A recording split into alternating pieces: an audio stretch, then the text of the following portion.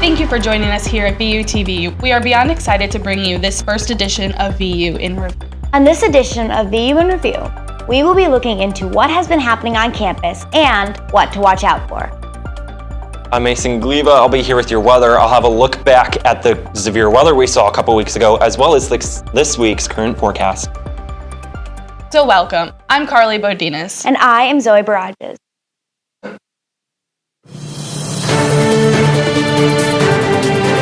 More this edition of 15 News at 5. 15 News at 5. 15 News at 5. 15 News at 5 starts right now.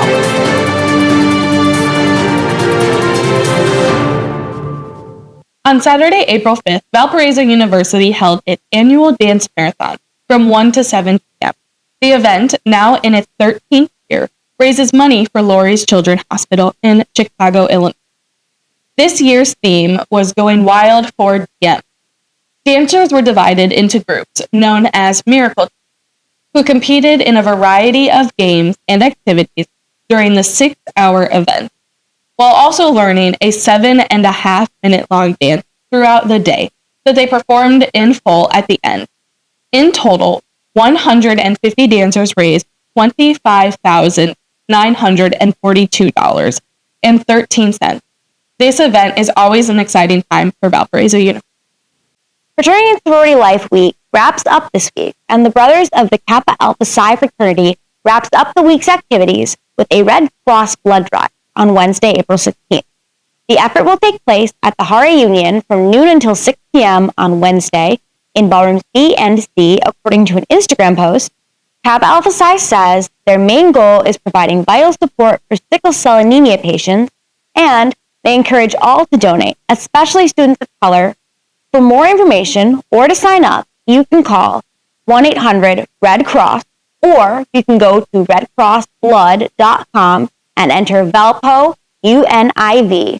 The blood drive is sponsored by Fraternity and Sorority Life. Currently, the Student Senate is in the process of presenting next year's budget and are making revisions to the Senate Constitution and bylaws. Student Senate is going to change the percentage of funding allocated for certain groups and is going to use this funding to present a budget to the Senate that will be voted on at their General Assembly meeting on April 28th. Student Senate also met with President Jose Padilla on April 14th, and they discussed his impending retirement, some new hires into the administration, the search for donors to fund the new nursing building, and the goal of doing another student town hall event next semester. The new Student Senate has been announced for the upcoming 2025 to 2026 academic year. The student body president is Lucas Opiola. Student body vice president is Brett Weidelman. Executive treasurer is Aiden Cook. Executive secretary is Isabella Rodriguez. The public relations coordinator is Sage Doobie. The second-year senators are Aiden Bennett, Alexa Calderon, and Jack Hull. The third-year senators are Gracie Janaya and Bree McPhirk. The fourth-year senators are Angel Johnson, Natalie Martinez, and Damon Virgo. And at-large, the at-large and at-large commuter senators are fake. Thank you. Now we are going to hand it over to Mason to talk about your coverage from these tests. Thanks, guys. Yeah, March 30th, that was our severe weather day here in Valpo. The line formed that afternoon over portions of Illinois. That line quickly raced off to the east-northeast, getting into northwest Indiana at about 2 o'clock, getting into Valpo shortly after 3 o'clock. Zoe and I were on air doing severe weather coverage when we were taken off the air when an 81-mile-an-hour wind gust was recorded over at Porter County Regional Airport. We weren't the only ones that got in on the 80-mile-an-hour winds. 60 to 80-mile-an-hour winds were measured all the way from here to Michigan City. So we weren't the only ones with the damaging winds that day. Some of us here in town were out of power for nearly a week.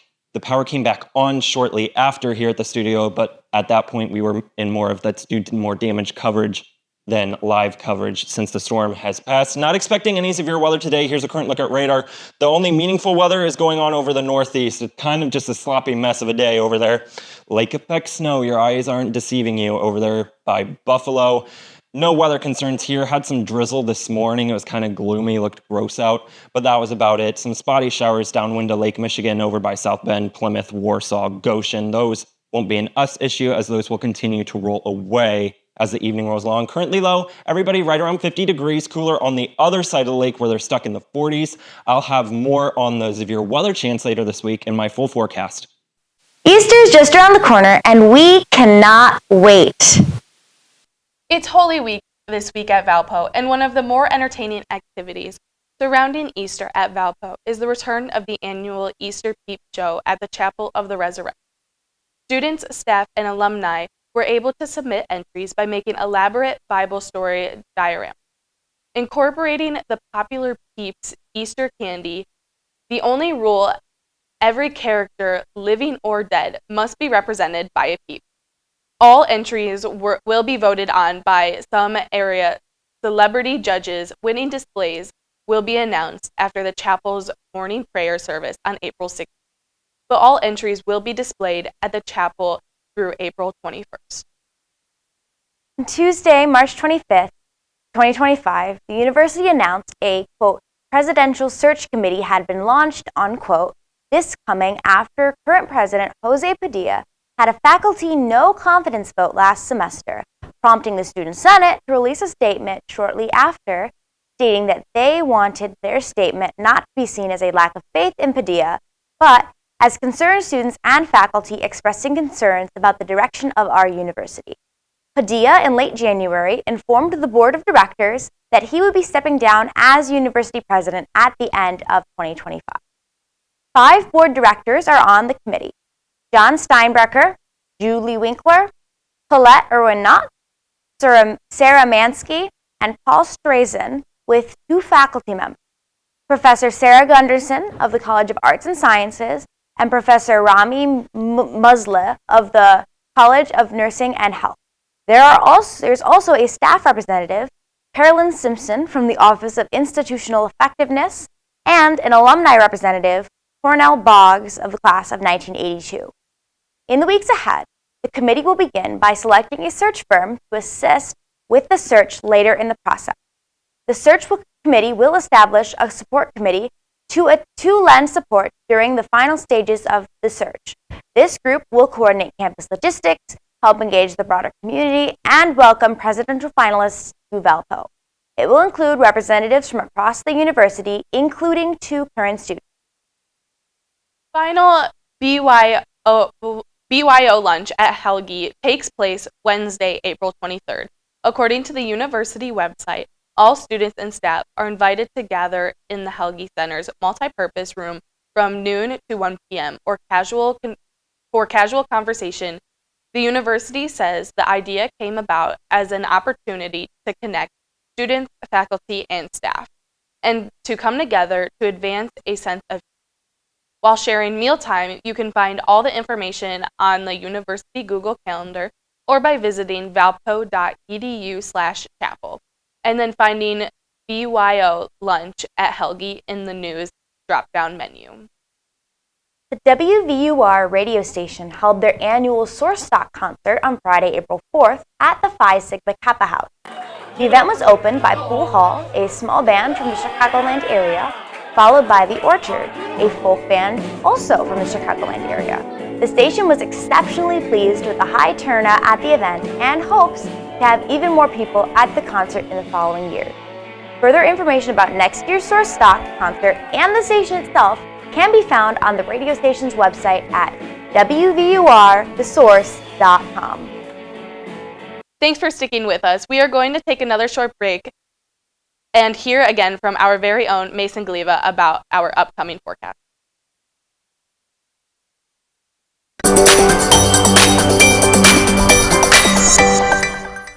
Here are weather headlines here. Cool Wednesday in store for us tomorrow. We do have a late week warm-up, but with that warm-up, we do have some storm chances to talk about on Friday. Everybody currently, though, sitting right around 50 degrees along and west of US 421, 41 here in Valpo, 52 in Rensselaer. Mid-50s out there across north central Illinois. Our friends in northern Indiana have been stuck in the mid to low 40s. They've been dealing with lake effect clouds and some drizzle on and off all day today. Winds, this has been an issue really all March long. Haven't had so much to deal with it today. Winds generally only gusting 10 to 15 miles an hour. Winds will continue to decrease overnight tonight.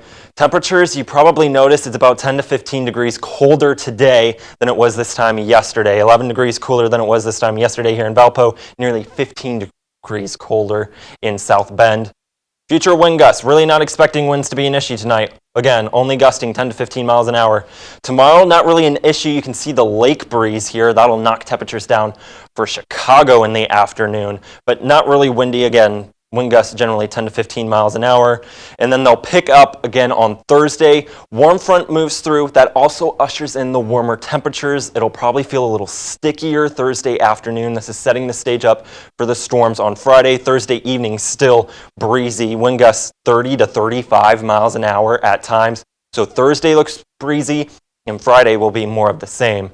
Future temperatures low, timing the rest of the evening out tonight, falling into the 30s tonight, starting tomorrow right around 40 degrees. So more mild tomorrow morning than we were this morning, topping out around 50 degrees. You can see that lake breeze move through. You're going to go from 60 in Romeoville down into the 40s and 50s after that passes. We start Thursday in the 30s. By 8 p.m., we've already rebounded into the 40s here, and then we'll continue to warm as the day goes on, reaching the mid-60s Thursday afternoon. Timing the rest of the evening out hour by hour, falling to the mid-40s by 10 p.m. and then again hovering in the mid-30s to start tomorrow. 3-day forecast, gradual warming trend. Concern for Friday for strong to severe storms, primarily Friday evening. Wednesday, chilly, not really blustery, but just kind of yucky. Hanging out around 50 degrees, that lake breeze will knock us down. Might have some storms late in the day Thursday, but we're in the mid-60s. Friday, I think most of the day is dry. We're going to have a mix of clouds and sun, allowing us to reach 80 degrees. If we break 80 degrees, it's game on for the storms Friday evening. The warmer we get, the more energy the storms have to work with. Here's that severe weather outlook. This is for Friday. Everybody in a severe weather possible category here. This is a level 1 out of 2 risk instead of the normal 1 to 5. For days 4 through 8, Friday being day 4, it's a level 1 out of 2 here for severe weather. We've been in this risk for a couple days now. I don't know that it's going to be anything major, but just something to keep on your radar. We're leading into Easter weekend. I know we have a lot of plans going on. If you're heading home Friday evening, we're going to have some storms around that you might have to deal with. Timing those storms out on Thursday really doesn't move through until the late hours, and then you can kind of see the mix of clouds and sun here for Friday. If we hang on to the clouds longer, we won't have as much energy for the storms to work with Friday afternoon and again Friday evening. But for now, the 7-day forecast, gradual warming trend, 50 tomorrow, cool, lots of sunshine, 80 degrees Friday with strong to severe storms, and then we kind of hang around right around 60 degrees. Thanks, Mason. Next, we are excited to hear from Evan Gustafson on your Valpo Sports.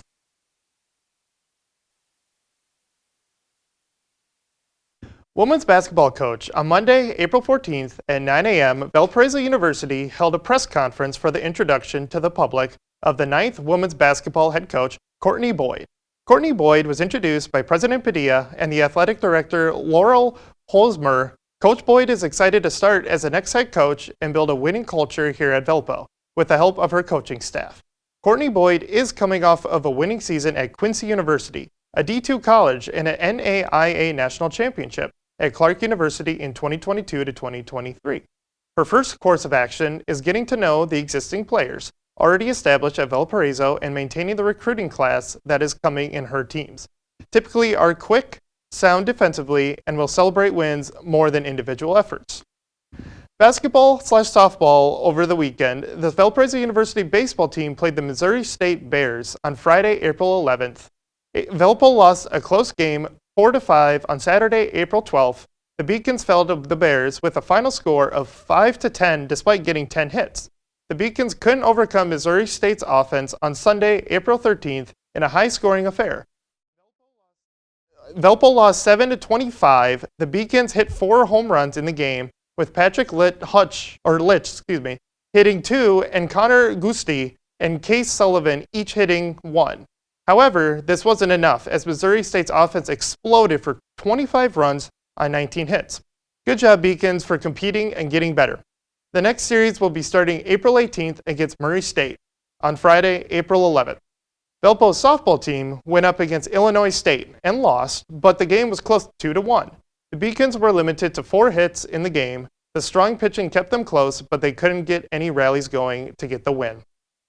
On Saturday, April 12th, Illinois State took the second game of the series against Valpo, 6-2.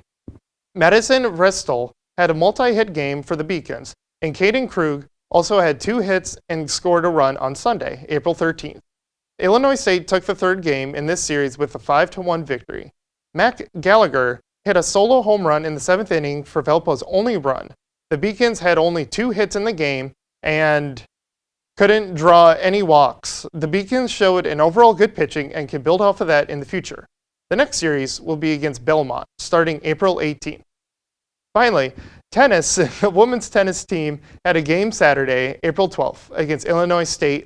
Valpo lost 6-1, but Maurice Silva gave a good performance. She teamed with Jolene Fernandez for a 6-2-1 doubles win, and she also won her number 1 singles match in the straight sets, 6-3 and 6-2. On Sunday, April 13th, Valparaiso faced off against Bradley. In a very close match, the Beacons fell 4-3 to the Braves. Maurice Silva continued her strong singles with a dominant 6-1 victory. Lacey Tanner also won her singles match in straight sets, 6-2 victories. Lillian Kelly won a tight 3-set match, 6-1 and 7-6. However, Bradley managed to secure the doubles point and 2 other single matches. To take the overall win, the women's team will have their last game before the MVC tournament this season against UIC this Friday, April 18th. Good luck to the women's tennis team. Now, after this short break, we will have your 7-day forecast. Again, timing the rest of the evening out, starting near 50 degrees, falling into the 40s by midnight tonight. Can't rule out a stray shower. I think we're going to be mainly dry, falling to near 35 to start tomorrow. Looking ahead tonight and tomorrow, again, falling down to right around 35 degrees. Tomorrow, cooler, around 50 degrees. Want you to remain weather aware for Friday. Could be something, could be nothing. Just know we're going to have some storms around. Areas in this yellow shaded area could have some severe weather possible Friday afternoon and Friday evening. One last look here at your 7-day forecast. Wednesday, cool. Friday, the weather's as good as Missouri State offense was against Valpo's baseball team. 80 degrees. Friday might have some strong storms, though, Friday evening, and then we just kind of park it in the 60s for a while next week. Thank you so much, Mason, and thanks for being here with us today. We really appreciate your knowledge and information on what's going to go on. So yeah, guys, everybody make sure that we watch out for Friday. Mason's right. We don't know. It could be something or it could be nothing. And thank you, Evan, for joining us today with the sports. We really appreciate it, all from all of us here at VUTV. Yes, and of course, from all of us here at VUTV, we thank you for joining us this evening, and we hope you have a great night.